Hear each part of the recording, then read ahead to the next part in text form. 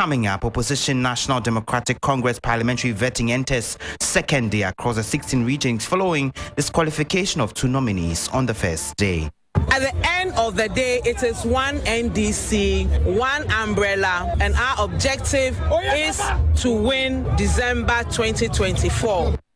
We have details. Meanwhile, the governing New Patriotic Party has scheduled its presidential primary to elect flag bearer for November 4. We'll bring you details. Also, Ghana's electoral management body expected to hold meeting to consider Parliament's subsidiary legislation committee report, which rejected the Commission's proposed constitutional instrument seeking to make Ghana card the sole document for voter registration. And later, passage of new tax bills continues to draw criticisms from members of the public as experts predict tougher times ahead. Come April or any month, we go to the bank and we realize that as a result of the new taxes introduced, there is a dip in our salary. We don't have a choice than to advise ourselves. The Association of Ghana Industries, AGI, fears its members may be thrown out of business by the fresh tax measures. Plus, we'll hear from Ghanaian comedian and suicide survivor Fanny Face, who has been advising people against taking their own life days after Parliament decriminalized attempted suicide. My brother died at the psychiatric. They gave me the news at the psychiatric. That news made me feel I wanted to die. When you come back from depression, that's when it is worse than first. I almost came to rob me. Tuesday, 6th December, my father died. Wow. Somebody who have come back from psychiatric go. And listen, what you are going through now, cast your mind. There will be somebody that you trust. Don't give up on that person. Tell the person everything. Fanny Face has been opening up on his episodes with depression on 3FM Drive with Giovanni and AJ Sapon. We'll hear from him later. Stay with us.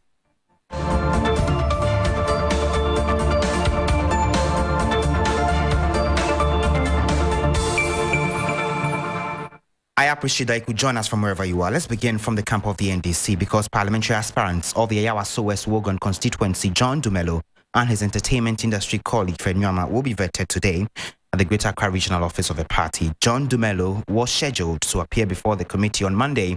However, his engagement was postponed due to what the party says were internal issues. The party is continuing the 3-day process this morning, but here's a wrap of Monday night's vetting of some aspirants put together by my colleague Christian Yale. A charged jamboree involving supporters at the entrance of the Greater Accra Regional Secretariat of the NDC. Supporters of John Dumelo, who is seeking to contest the Ayawaso West Wogon seat, were disappointed over the rescheduling of their vetting to today. Ayawaso West Wogon, we've not started the vetting at all. The candidates have not even presented themselves to us because early in the morning we had indication from the party that that constituency should be put on hold. The incumbent MP for Medina, Francis Xavier Sosu, however, had his future cleared. He will be going unopposed after the vetting panel disqualified sole contender Prince Moses Zakari. As you are all aware, everybody is at liberty to contest, but when you want to contest, you must contest in accordance with the rules. Nana Oyebampo Ado and Linda Asibi Awuni, who are both contesting the Adenta seat, went through successfully. At the end of the day, it is one NDC, one umbrella, one party, and our objective is to win December 2024. You heard there a report put together by my colleague Christian Yale. In Accra, the vetting exercise is being conducted in 31 out of 34 constituencies, while the process is happening in other regions across the country. Acting Director of Elections, Daniel Amate Mensah tells 3FM a team is on standby to resolve matters that may arise from the process before the primaries on May 13. They have a rapid response center. If the vetting need any information from their regions for us to cross-check, we have a team that is doing that. At the end of the day, they will arrive at a decision that will go a long way to enhance the party's chances. First of all, you must be a member of the party in good standing. Any aspirant who want to contest in good standing should be somebody who has been with the party for the past 4 years. Acting Director of Elections Daniel Amate Mensah. Meanwhile, the governing New Patriotic Party has announced it will hold its presidential primary to elect flag bearer for the 2024 elections on November 4. In a statement, the party is projecting to open picking of nomination forms on May 26 till June 24. The NPP also looks set to hold a special delegates conference on August 26. Before the special conference, though, if the aspirants are more than 5, that event will reduce the number to a minimum of 5. These were some of the outcomes of a party's National Council meeting held in Accra on Monday, April 3. A news conference is scheduled to take place this morning to be addressed by party chairman Stephen. In team will keep our eyes on that. We stay on elections a while longer because Ghana's election management body is expected to hold a meeting to consider a report by Parliament which rejected the Commission's proposed constitutional instrument, CI, which sought to make the Ghana card the sole document for registration as a voter. The chairperson of the EC, Jean Mensah, told Parliament's Subsidiary Legislation Committee that contrary to the fears of a minority, the proposed CI would rather enhance the credibility of a Ghanaian voters register, but the majority and minority sides of the House reached a consensus to reject the CI and implored the Commission to adopt a guarantor system for registration of new voters. Well, the Electoral Commission is expected to meet over the committee's report and make considerations for the way forward. The Commission may either accept or reject the report by the committee. Let's move away from elections, and the passage of a new tax bills continues to draw criticisms from members of the public as experts predict tougher times ahead. Parliament last Friday passed the Excise Duty and Excise Tax Stamp Amendment Bill 2022, the Income Tax Amendment Bill 2022, and the Growth and Sustainability Levy Bill 2022 under certificates of urgency to help government's efforts to raise more than 4 billion cedis annually. President Akufo-Addo is expected to, in the coming days, give his assent to the bills to become law to pave way for its implementation. But the National Association of Graduate Teachers, NAGRAT, and the Trades Union Congress are concerned the additional taxes will impact businesses negatively. If come April or any month, we go to the bank and we realize that as a result of the new taxes introduced, there is a dip in our salary, we don't have a choice than to advise ourselves. There's not been any stakeholder consultation as far as workers are concerned, so we don't see why there should be a fall or a dip in our salary as a result of any tax measure introduced by government. Angel Carbono is president of NAGRAS. The Association of Ghana Industries, AGI, is disappointed over the passage of the 3 revenue bills. In a statement issued Monday, AGI said the passage of the bills poses dire consequences for industry. Chief Executive Officer of AGI, Seth Chumakwabwa, says local industries are already under severe pressure from the economic challenges and would further be crowded out of business. Let's head to the Ashanti region and hear from some traders and business owners who have been reacting to the potential of impact on their businesses if these new tax bills come into force.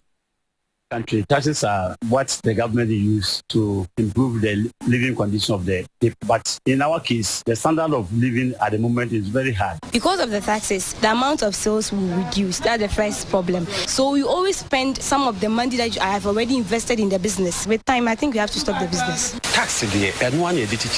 We use taxes to develop a nation. But here in Ghana, you don't really see the importance of the tax you are paying.